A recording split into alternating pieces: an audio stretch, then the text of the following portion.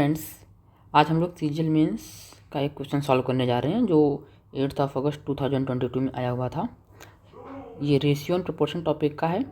तो आज इस क्वेश्चन को सॉल्व करने की कोशिश करते हैं। तो question is saying a sum of rupees 1250 has to be distributed among A B C and D. 4 लोग हैं जिनके बीच में 1250 रुपये को डिस्ट्रीब्यूट करना है। Okay, so total share of B and D is equal to 14 divided by 11 of total share of A and C. तो इस लाइन का जो मतलब है कि बी एंड डी अगर इनके पास 14 होगा एंड ए प्लस सी इनके पास 11 होगा, तो अगर हम ये बोल रहे हैं कि हमारे पास जो मनी है अगर हम उसको टोटल 25 पार्ट्स में डिवाइड कर देंगे तो उसमें से 11 पार्ट्स जो है वो ए एंड बी के पास आएगा, ए एंड सी के पास, और 14 पार्ट्स बी एंड डी के पास जाएगा। ओके, ठीक है। अब अगला देखते हैं, अगला क्या कह रहा है। Share of D is half of share of A. ठीक है, D equal to half of A, तो ये हो गया। ठीक है, share of C is 1.2 of share of A, तो ये भी बोल रहा है कि share of C equal to 1.2 of A. ठीक है, तो जो ये वाली वैल्यू है ना, सी इक्वल टू 1.2 ए, इसको यहाँ पे रख करके देखते हैं।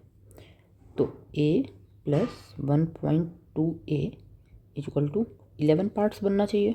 ओके, सो जो हो गया हमारा 2.2 ए इक्वल टू 11, और जब इसको सॉल्व करेंगे तो हो जाएगा 22 ए इक्वल टू 1110, 10 से मल्टीप्लाई कर दी जाए सिंपली, और जब इसको सिंप्लीफाई करेंगे तो a इक्वल टू 5 आ गया। चलो, बहुत अच्छा। अब a इक्वल टू आ गया हमारे पास 5। ठीक है, तो मतलब जो a है उसके पास 5 पार्ट्स हैं। तो अगर a के पास 5 पार्ट्स है तो a की वैल्यू कितनी हो जाएगी। सबसे पहले हम लोग यहीं देख लेते हैं 25 पार्ट्स, तो आउट ऑफ 25 5 मतलब 1/5 a के पास है। एक मिनट, तो 1 जितना भी हमारे पास है 1250, इसका 1/5 जो है वो a के पास है, इसकी वैल्यू आ जाएगी हमारे पास 250। तो a की वैल्यू 250 होगी, तो ये वाला ऑप्शन तो गया काम से। ओके, फिर बोल रहा है कि जो d है वो a का हाफ होना चाहिए, तो a का हाफ कितना होगा, 250 का हाफ, d बराबर 250/2 बराबर 125, तो d की वैल्यू 125 होनी चाहिए, तो ये 175 पार्ट a भी गया, ख़त्म। ओके, फिर बचता है हमारे पास c की तो वैल्यू सारे में सेम है, तो हम c के ऊपर जाएंगे ही नहीं, चले जाते हैं डायरेक्ट d के ऊपर, b के ऊपर। तो यहाँ पे देखते हैं a की वैल्यू हमारे पास आ चुकी है 5 और d की वैल्यू आ चुकी है हमारे पास 125। तो 14 पार्ट में से अगर a की वैल्यू 5 है तो d जो होगा वो होगा 2.5।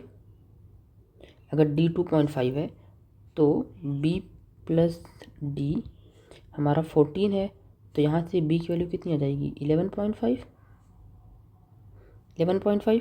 ओके, तो जो हमारा b वैल्यू होगी वो 5 a के डबल से भी थोड़ा सा ज़्यादा होगी। देखिए यहाँ पे a की वैल्यू 5 थी और b की वैल्यू 11.5 है, मतलब 2 गुना करने के बाद भी थोड़ा सा बहुत ज़्यादा है, 1.5 ऑलमोस्ट। तो यहाँ पे अगर देखेंगे तो 525 2 गुना करने के बाद भी काफ़ी ज़्यादा आ रहा है, तो ऑप्शन सी जो है वो करेक्ट हो जाएगा हमारे पास। ऑप्शन बी ये हमारा करेक्ट आंसर हो जाएगा। ऑप्शन नंबर डी तो अगर सॉल्व करेंगे तो कट जाएगा, बट हमें इतना सॉल्व करने की ज़रूरत नहीं है, क्योंकि अगर आप एग्ज़ाम में बैठे हो तो आप इतना ज़्यादा सॉल्व नहीं करेंगे, आपको हमेशा अप्रॉक्सीमेशन लेके चलना पड़ेगा। तो इसका करेक्ट आंसर हो जाएगा ऑप्शन बी। ए को 250 मिलेगा, बी को 575, सी को 300 और डी को 125। आई होप आप लोगों को ये सॉल्यूशन समझ में आया होगा अच्छे से। ये क्वेश्चन थोड़ा सा लेंथी था क्योंकि ये मेंस में आया हुआ है, तो ये इसलिए थोड़ा सा लेंथी क्वेश्चन है। तो उम्मीद करता हूँ आपको ये सॉल्यूशन पसंद आया होगा। Thank you.